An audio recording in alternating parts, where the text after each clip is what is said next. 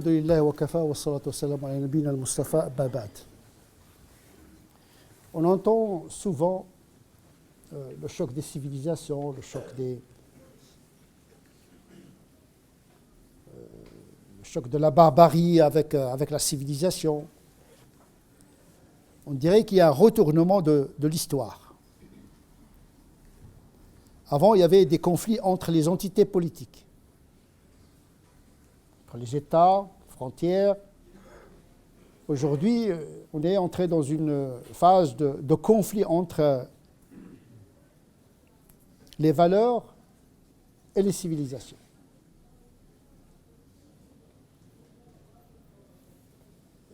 La réalité, ce n'est pas cela. Nous considérons que l'être humain, depuis l'aube de l'humanité, n'a pas changé ontologiquement parlant. L'homme, c'est l'homme. Et que le vrai conflit réside dans l'homme, abstraction faite de sa religion, de sa civilisation. Un conflit entre la morale et la violence. Ce n'est pas une découverte récente. Depuis la nuit des temps, il y a cette tension entre la morale et l'injustice et la violence. L'homme d'hier, c'est l'homme d'aujourd'hui, avec la technologie en plus. On peut même dire que la violence et la barbarie est proportionnelle à la civilisation. Plus la civilisation est sophistiquée, plus sa force de frappe, sa force violente de frappe est considérable. Et donc, dire que la civilisation est à l'abri de la barbarie, c'est une erreur. Nous avons l'exemple de l'Allemagne, 19e siècle, était allemand. La littérature, la philosophie, la musique, la peinture, la chimie, les mathématiques, la recherche scientifique en général, la philosophie politique.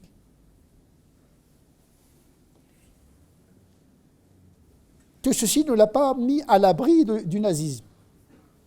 Le nazisme est né au cœur de la civilisation. Et donc dire il y a la barbarie, il y a la civilisation, non, la civilisation, la barbarie, il est partout. Parce que l'homme est le même. Ce qui change, c'est la technologie et la technique. L'homme d'hier, c'est l'homme d'aujourd'hui. Qu'il soit musulman ou pas, chrétien ou pas, il est gouverné par les pulsions et les instincts. C'est le point commun de tous les êtres humains. La nourriture, le territoire, la sexualité. Nous sommes des animaux civilisés, mais nous restons des animaux. L'agressivité, la violence. Sauf que peut-être la jungle est mieux civilisée que notre civilisation. Parce qu'au moins dans la jungle, il y a des lois. Aujourd'hui, les lois des hommes sont versatiles, volatiles. yuhillunahu aman wa yuharrimunahu ama. C'est une permanence. On change la loi en fonction des tactiques. On soumet la loi à nos désirs au lieu de plier nos désirs à la loi. Et donc l'homme, c'est l'homme. Il n'y a pas de conflit entre les civilisations. Il y a des conflits dans la civilisation. Il y a un conflit dans l'homme lui-même.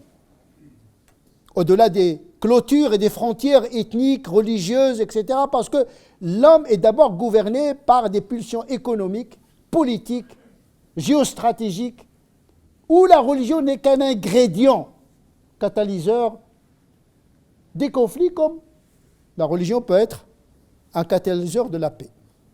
La religion, c'est une énergie. Qu'est-ce que tu en fais? Parce que qu'est-ce qu'on remarque? C'est que les musulmans ne sont pas moralement mieux que les autres. Les chrétiens non plus. Les juifs non plus. C'est un conflit entre les hommes, tout simplement, au-delà du vernis ethnique, culturel et religieux.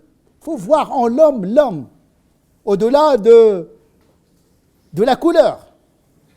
En tout cas, le Coran nous parle de cet homme permanent, Et il résume son histoire dans le premier conflit entre deux frères.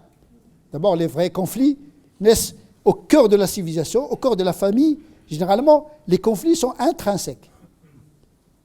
Il y a des gens qui veulent déshumaniser les autres. Ils veulent les exclure. En réalité, on ne peut pas exclure un être humain. Dire, ah, il n'est pas humain. Non, il est humain. Mais il est violent et barbare. On ne peut pas lui ôter le qualificatif humain. Ah, c'est pas humain. Justement, c'est humain. La violence est humaine. Le terrorisme, c'est humain. Le crime, c'est humain. Ne mélangeons pas l'humain avec la morale. Et le criminel n'est jamais réduit à son crime. Le criminel d'aujourd'hui, il peut être le pieux de demain. On ne peut pas assigner une ontologie à l'être humain éternellement. Le Coran nous dit, il se peut que votre ennemi devienne un jour un ami. Il n'y a pas un ennemi absolu, il n'y a pas un mal absolu. C'est pour ça qu'il y a la diplomatie, il y a la guerre et la diplomatie. L'homme, il a compris cela. Mais il n'a pas formalisé cela de manière théologique. Donc l'homme, il peut être bon, il peut être mauvais, même si initialement Dieu l'a créé à son image, bon et juste et bienfaisant. Donc ne considérons pas qu'il y a des humanités, il y a une seule humanité.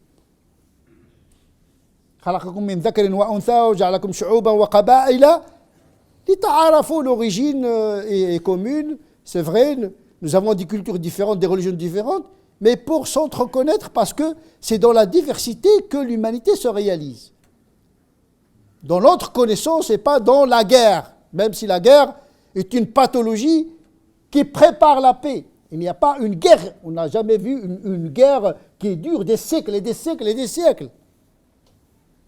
Au bout de la guerre, il y a toujours une paix.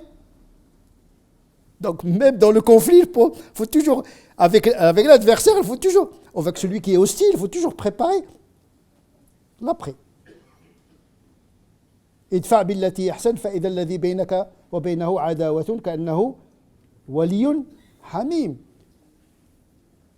Rends le mal par un bien, car ce geste-là peut transformer ton ennemi en ami. La force de la morale. Vous savez, quand vous pardonnez quelqu'un, vous le déstabilisez, vous le désarmez. La morale est redoutable.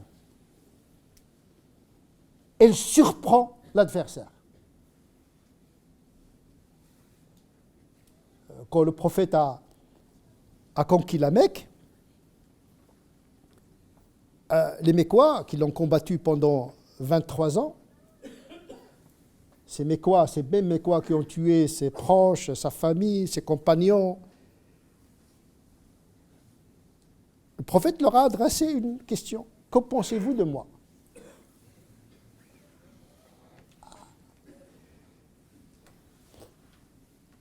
Tu es quelqu'un de charitable, sadiq, véridique, amin, karim, généreux. Le prophète a protégé la religion par la morale. Il faut revoir comment le prophète, sallallahu alayhi wa sallam, il a vaincu ses adversaires. Ce n'est pas par l'épée, par le pardon. Partez, vous êtes libres. Il n'a même pas demandé une conversion comme un rachat.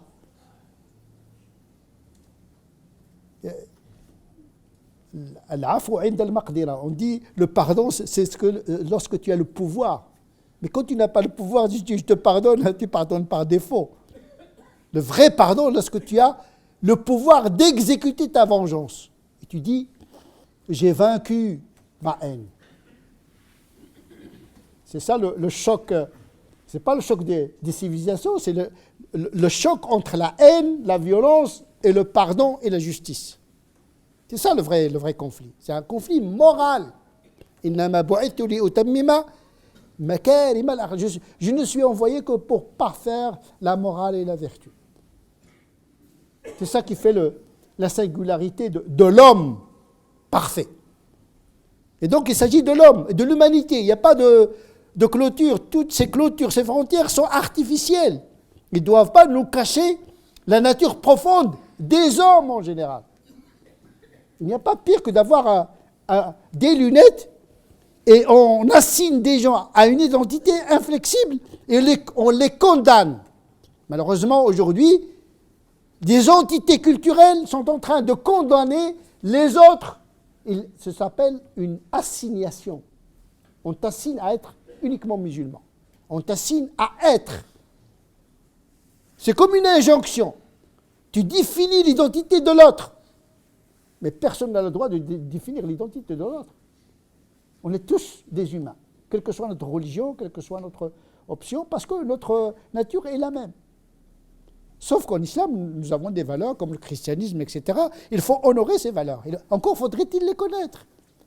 Parce qu'il n'y a pas pire trahison que de trahir sa religion. Généralement, les civilisations ne s'effondrent pas à cause de l'agressivité d'une autre civilisation.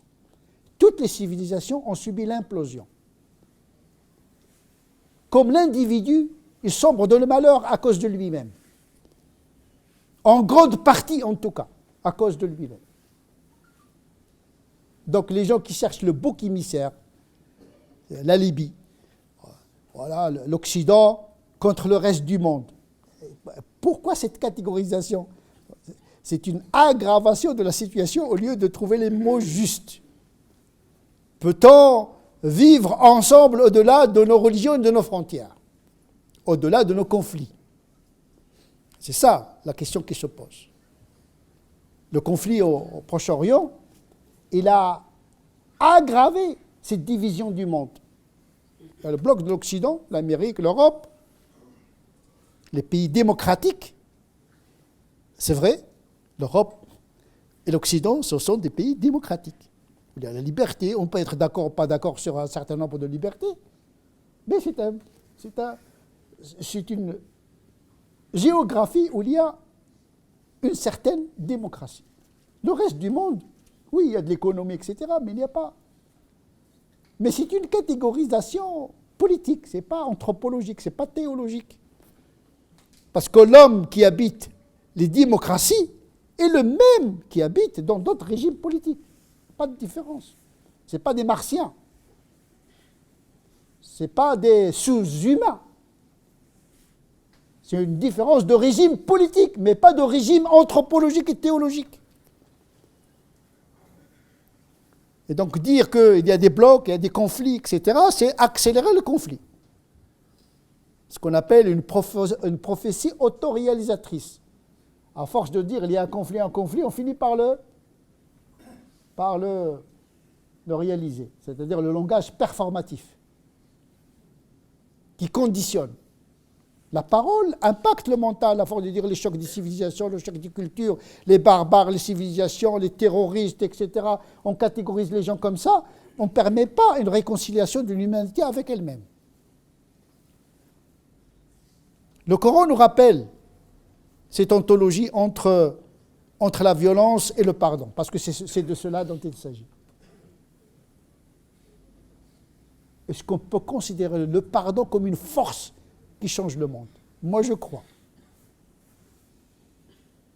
On peut faire une révolution par le pardon, parce qu'il transforme l'adversaire.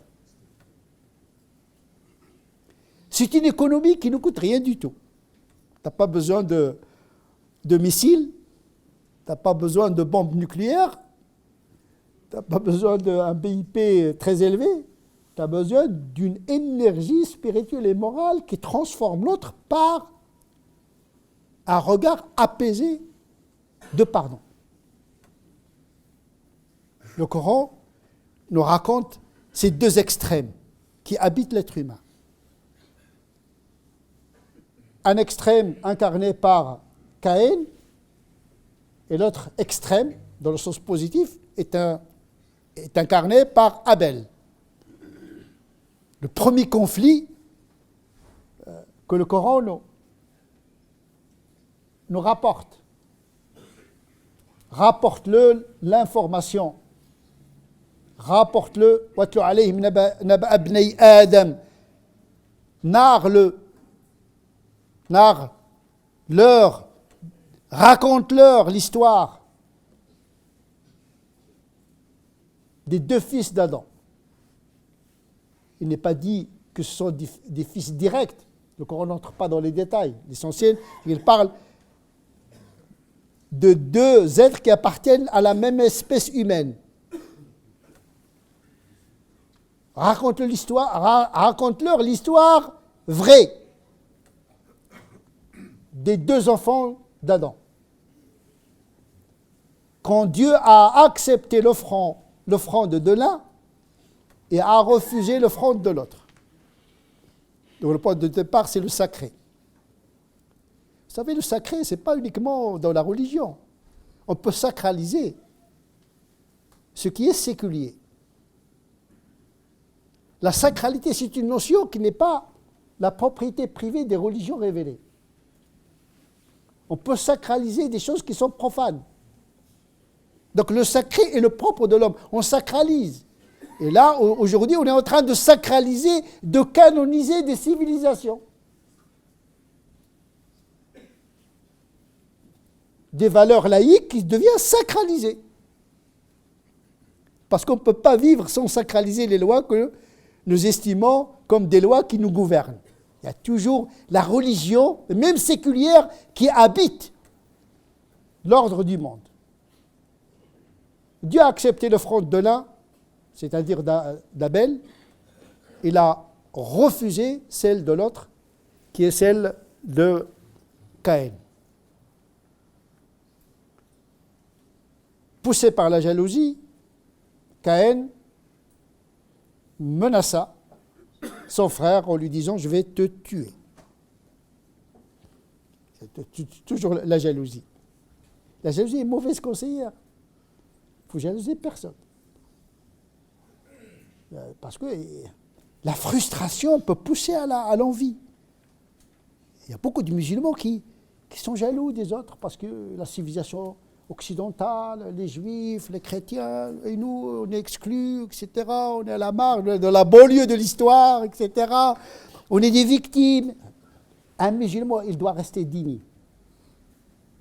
Parce que dès que tu t'ériges en victime, tu nourris la jalousie. La jalousie est mortelle pour l'individu. Lillahi dharrul hasadi ma'adala bada'a bi sahibihi faqatala.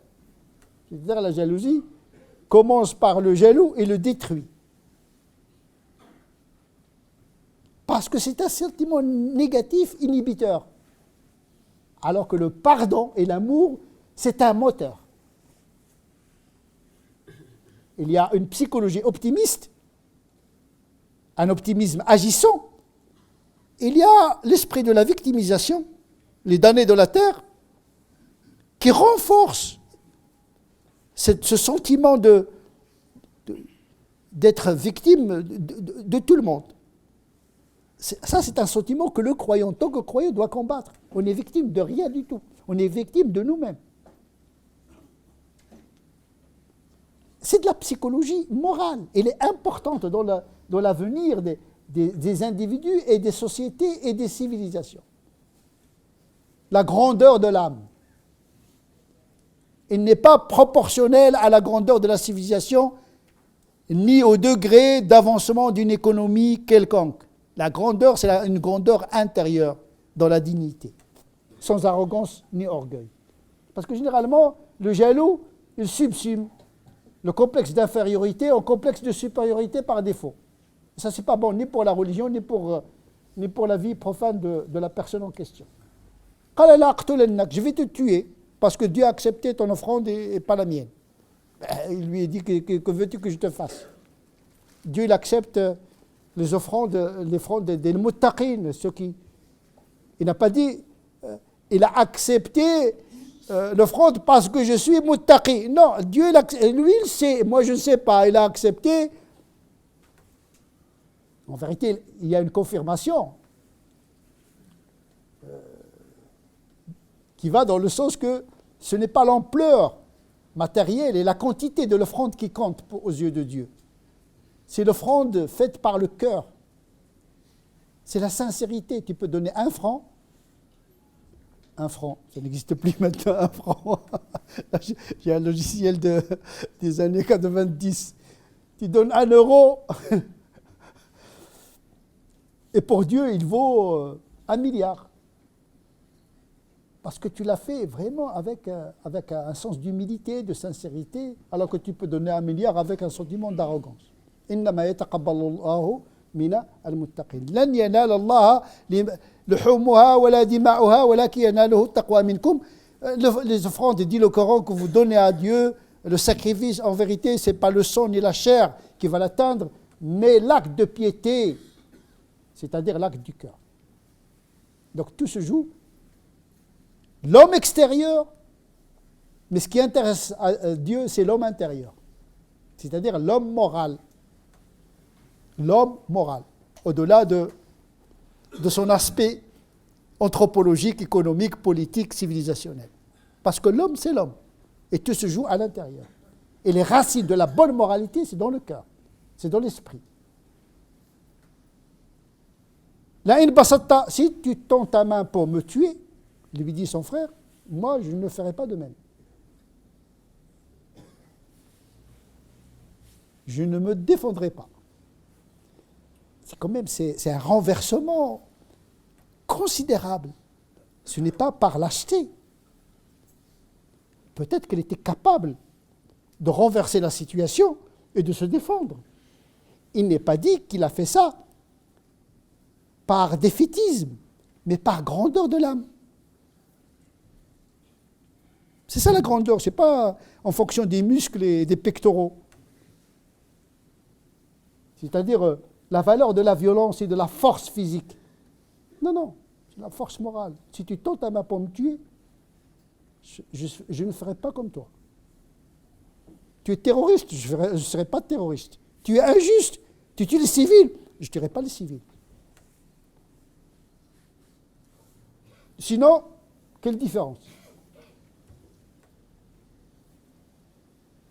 Si tu penses que tu es injuste, et tu veux défendre ta cause avec des moyens injustes, et l'injustice produit de l'injustice, ça s'appelle un cercle infernal.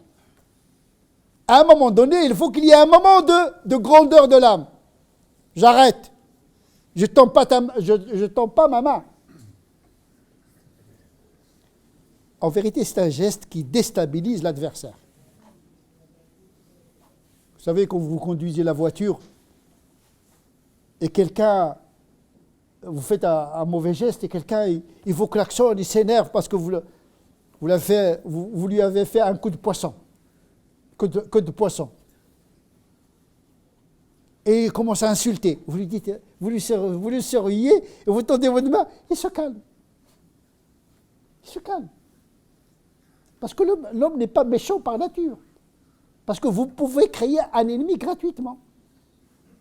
C'est pour ça que les animaux, quand ils se battent entre eux-mêmes, dès que quelqu'un est battu, il se met par terre pour dire voilà, paix. Et l'autre n'achève pas sa proie, elle le laisse partir. Ce geste de paix, les gens pensent que c'est de la défaite. Il y a une littérature, notamment religieuse, le djihad, l'anafa, la frèreté, etc. Si au moins tu as les moyens, de tes prétentions, on peut comprendre, comme l'Américain, il a les moyens de ses prétentions. Ah, il peut dire, allez, on fait le combat. Alors, toi, tu n'as même pas les moyens de tes prétentions et tu te rachètes une fausse fierté. Et tu mobilises l'izza, ce qu'on appelle l'izza. L'izza, ce n'est pas la fierté, attention. Dieu n'aime pas les fiers. Le fakhr, la fierté, est une notion négative dans le Coran. Le Coran fait l'éloge de la dignité et de la noblesse. L'izza, c'est la noblesse. C'est la noblesse, l'izza. Tu es noble. Pas forcément une fierté qui est une dimension de psychologie, de complexe. Quand tu dis je suis fier, c'est que tu as un problème. Ah, moi je suis fier, donc tu as un problème. Tu dis fier parce que tu as un sentiment de complexe d'infériorité. C'est la transcendance de ces facteurs qui permettent de changer le monde par la morale. Je reste toujours dans le paradigme de la force morale qui transforme l'histoire. Parce que le choc, ce n'est pas le choc entre les civilisations, c'est le choc entre la morale et la violence. Si tu tentes à ma pour me tuer, je ne ferai pas de même. Inni uridu an tabu'a bi ithmi wa ithmika fatakuna min ashabin nar. Généralement, lorsque vous lisez le Coran, vous allez lire la traduction suivante. Je veux que tu portes mes péchés et tes péchés pour que tu entres en enfer. Car c'est cela, la sanction des injustes. Dans tous les Corans de traduction, vous allez trouver ça.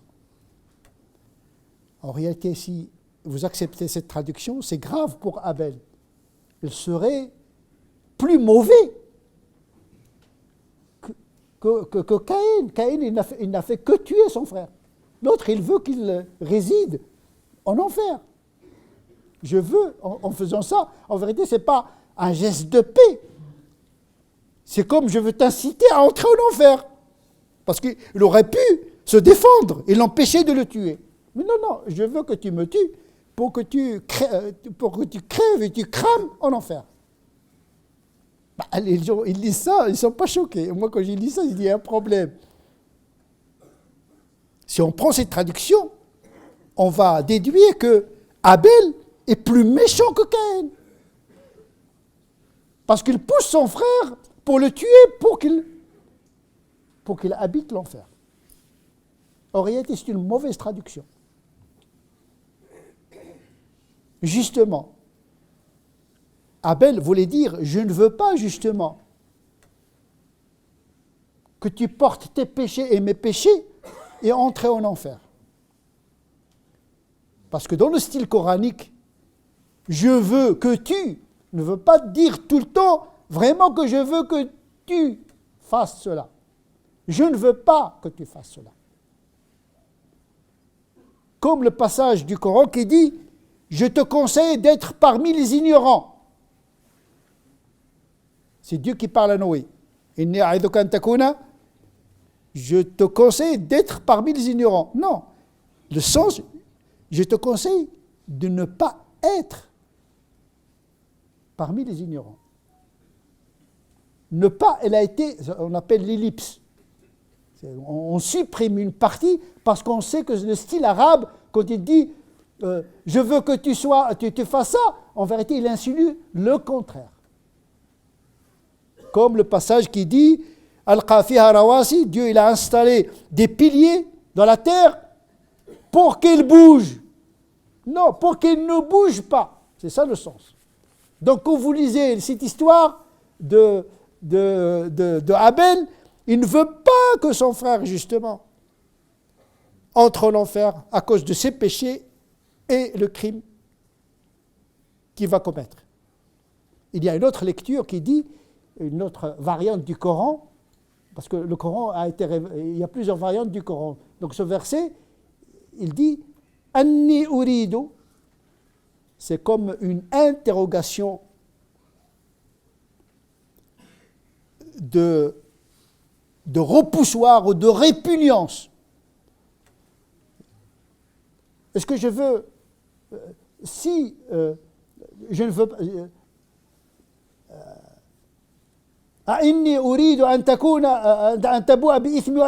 est-ce que je veux, est-ce que tu crois que je veux que tu sois, tu portes tes péchés et mes péchés et entrer en enfer? En vérité, c'est un point d'interrogation, mais qui signifie qu'en vérité, il refuse. C'est une interrogation de refus, en réalité. C'est ça le sens de... Sinon, le musulman ne doit pas espérer l'enfer pour les autres. C'est ça. Tu pardonnes aux gens dans ce bas monde et tu espères que Dieu leur pardonne dans l'au-delà. Sinon, c'est la vengeance. Tu n'as pas éteint la vengeance. Tu as converti la vengeance profane en une vengeance sacrée, ce qui est encore pire. Laisse la miséricorde de Dieu circuler dans le monde, dans ce bas monde et dans le delà.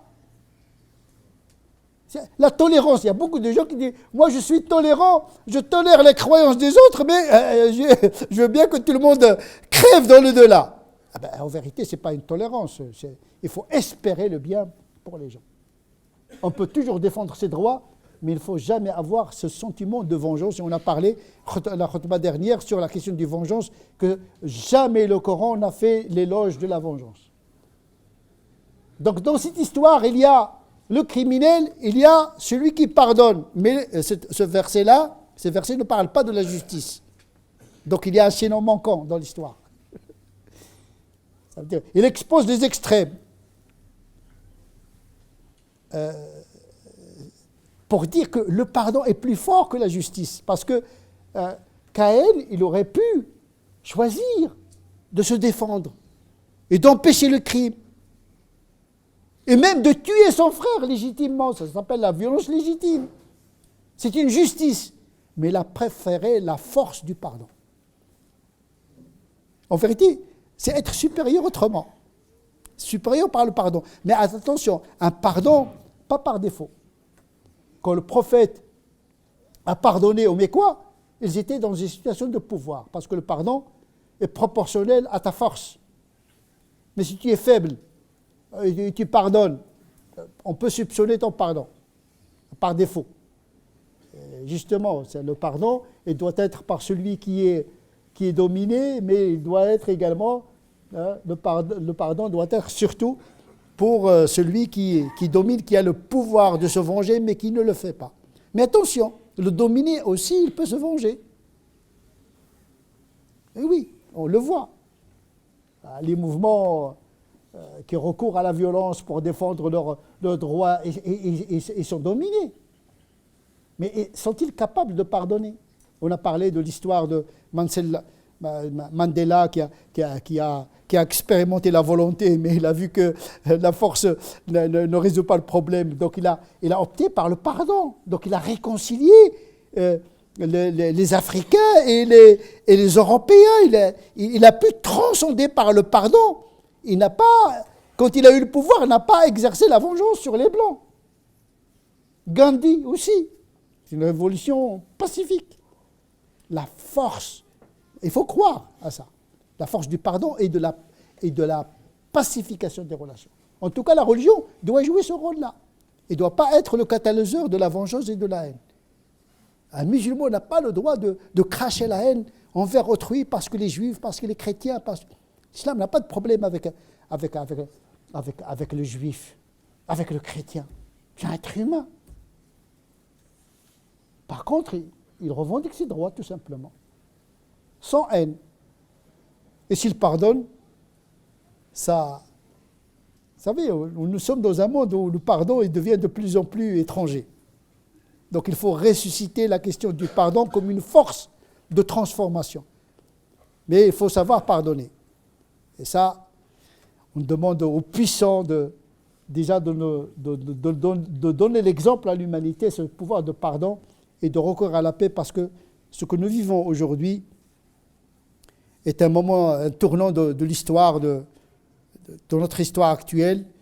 Et il faut que les religions, en tout cas, jouent un rôle essentiel dans la pacification des individus au lieu de convoquer la religion pour aggraver la situation. نسأل الله عز وجل أن يجعلنا من الذين يستمعون القول فيتبعون أحسنه أولئك الذين هداهم الله أولئك هم أولو الألباب اللهم اهدنا فيمن هديت وعافنا فيمن عافيت وتولنا فيمن توليت وبارك لنا فيما أعطيت وقنا واصرف عنا شر ما قضيت فإنك تقضي ولا يقضى عليك وأنه لا يعز من عاديت ولا يذل من واليت تباركت ربنا وتعاليت اللهم ربنا آتنا في الدنيا حسنة وفي الآخرة حسنة وقنا عذاب النار اللهم صل على سيدنا محمد وعلى آل سيدنا محمد كما صليت على سيدنا إبراهيم وعلى آل سيدنا إبراهيم وبارك على سيدنا محمد وعلى آل سيدنا محمد كما باركت على سيدنا إبراهيم وعلى آل سيدنا إبراهيم في العالمين إنك حميد مجيد سبحان ربك رب العزة عما يصفون وسلام على المرسلين والحمد لله رب العالمين.